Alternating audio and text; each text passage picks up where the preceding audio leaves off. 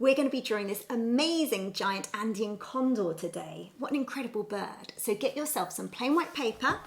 You need a pencil, an eraser and a black pen. And if you wish to colour it in, you can use your choice of colouring pencils. And don't forget to check out the new merchandise. Let's get started. We're going to start off our Andean condor with an oval shape. So just very roughly in pencil, and don't press too hard, draw an oval shape here. Remember, if I go too quickly, just hit pause and rewind. So there we go, there's the oval shape. That's going to be the chest area. Now for the rest of the body. So draw a line coming out to the left. This is going to go down slightly till we get to about there. Then we're going to go up and then join it to the shape that we did before. We're now going to draw the head. So just hit top right hand corner of that oval shape. We're going to do a much smaller oval shape and tilt it in a different direction. So this is going to be the head. I'm going to stick in an eye and a beak. Just a little hooked beak like this. There we go. And then coming out the top, we're going to be drawing like a little hunchback bit here. There we go. Now for the feet. So a line coming down and then 3 prongs. Another line coming down and then just 2 on that side because you can't see all of them. Let's draw a rock that it's perched on.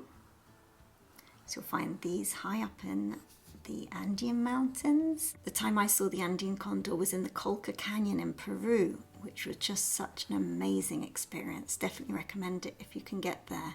Absolutely incredible seeing them in the wild. And they glide on the warm air currents, so they don't actually have to flap that much because they're huge, they're absolutely enormous. So their maximum wingspan can be 3.2 meters and they can be 1.2 meters tall and they weigh 15 kilograms. That's like the size of a small child. So anyway, I'm going to do 8 prongs here. So 1, 2, 3, 4, 5, 6, 7, and a short one, 8. So we're now going to do the other wing. So we're going to go tilting slightly upwards, a big slope, just like that, and that's the top of the wing. Then I'm going to come round all the way to about there. Then we're going to go upwards a little bit and back round and down. And it finally joins in here. Let's put in the tail. So that's a shape just like this to the left and then comes up again. Now on this wing, I'm going to be drawing some C shapes. So the letter C comes round, comes round, comes round, and then the same, and then one more. I'm now going to swap to pen, but please feel free to do it in pencil still, and then go over it in pen afterwards. Let's start with the hardest part, which is the head. Let's get it out the way. So this is a male condor, so it's got something called a comb on the top of its head. Doesn't mean that it's combing its hair. It's this kind of protruding piece of flesh just there. And their heads are actually kind of a pinkish colour. Let's do the beak. And the theory why they haven't got any feathers on their head is because they're scavengers. So they get their heads really dirty because they're kind of pecking away at carrion and things that they've found. So they're part of the vulture family. So just draw the face coming round. And there's a little beady eye here. I say beady eye, but with incredible eyesight. And a couple of flaps of skin here.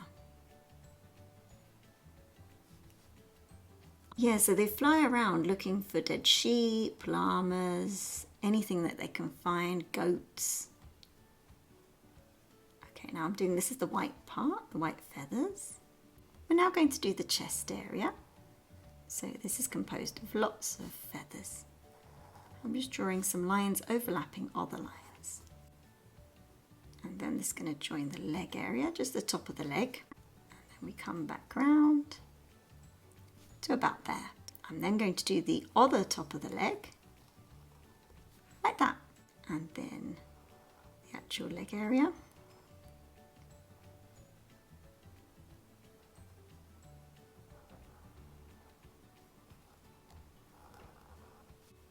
Drawing in the feet, and then the other one.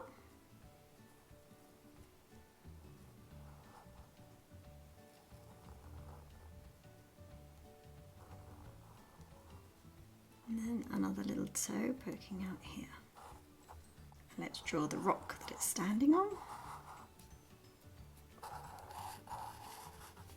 Brilliant! If you've got this far, you are doing so well.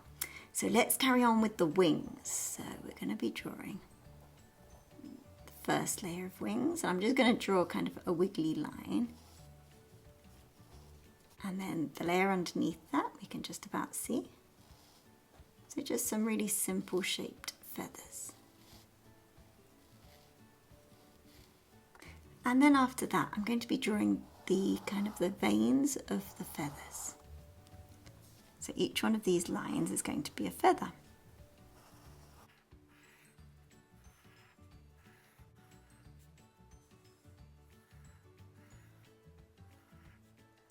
I'm not following completely what I did in the preparatory sketch because I realised I didn't leave enough room in between each one. So you adjust yours to how you've drawn it.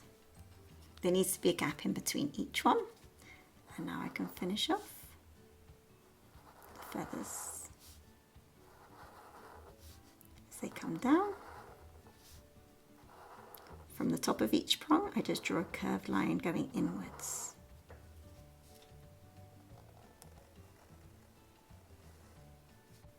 And here I'm just drawing lots of lines to show all the feathers that are here. And there are certainly a lot of them. Like that. And then we're just going to do a zigzag in between all the feathers. There we go. Okay, so now we do the back. And this wing coming up to there. Round to there, and these feathers are kind of curved inwards, maybe being blown by the wind.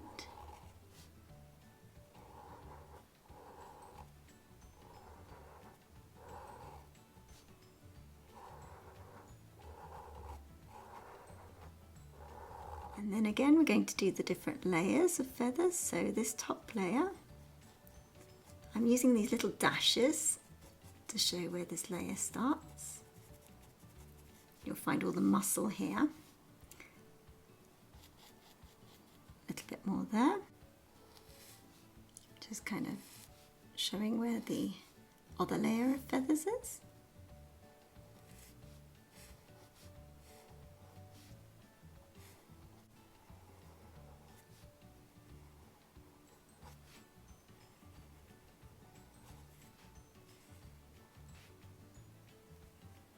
And now we're just going to finish off these feathers.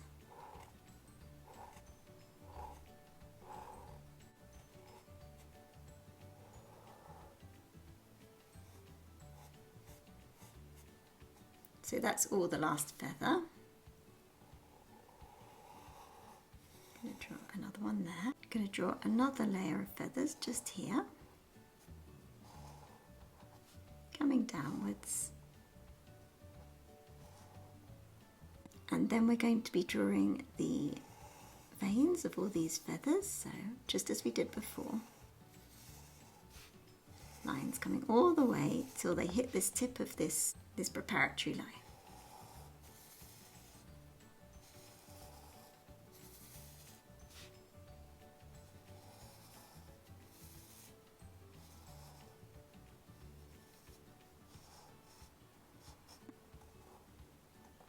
So that first feather goes up, this feather goes down.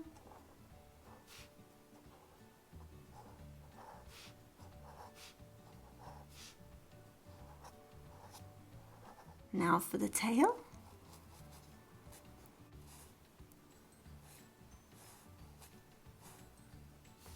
So it has one set underneath, one set of feathers underneath, and then the larger feathers that come and cover that. and it goes behind that leg. So if you haven't gone over it in pen yet, go over it in pen and then erase all the pencil lines. So I've erased all the pencil lines. Now, if you want to colour it in with me, I'm just using this range of colours. We've got a yellow ochre, a black, a grey, a brown of your choice, and some different reds and pinks just for the head area. Starting off with the lightest pink, I'm just going to draw the head. I've just realised that I forgot a little bit on the head. There's a little protrusion there as well. I do beg your pardon.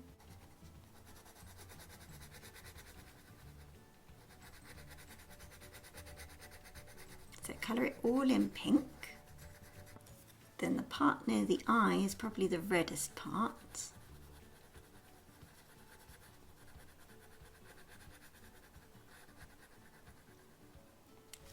This little part that I just drew in is probably the lightest part, so we don't need to go over that in red.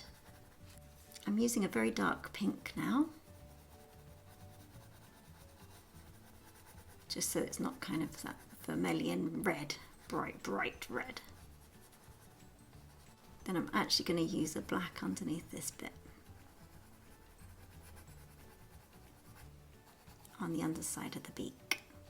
The beak's a grey, so let's go grey. I'm just going to draw a little bit of grey on the white part as well. Add some more grey to the feet.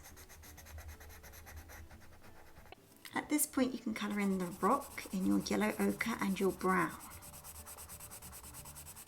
So I'm just going to speed up the rock area.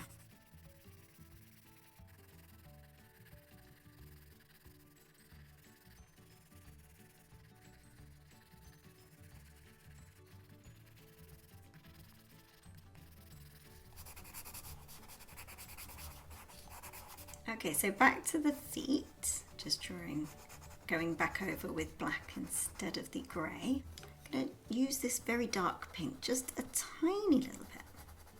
So basically I'm going to go over all this area and all this area in this grey. So I'm going to speed this all up.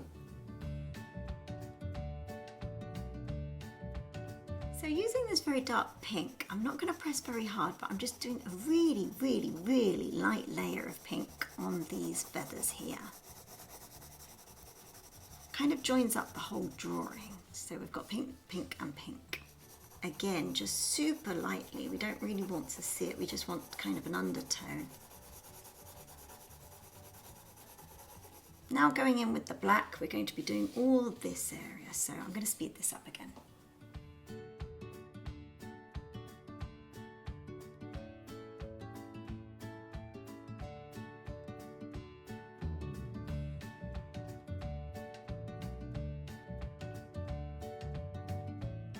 So I've gone over all this area much heavier with this black and then just done a little bit of black just around here. And so we're going to be doing the same on this side. So just on one side of each feather, just going to do a little bit more black, leaving the veins untouched. I'm not going to do the veins. So just the underside of each feather is much darker. And I'm carrying on doing the same around here. Doesn't matter if you go over, like I have, that's why we have erasers. It's going to make a little bit more shadow underneath here. A tiny bit more shadow here. So there we have our finished Andean condor. I really hope you've enjoyed it. If you have, check out this whole playlist of birds. You're going to love it. Bye.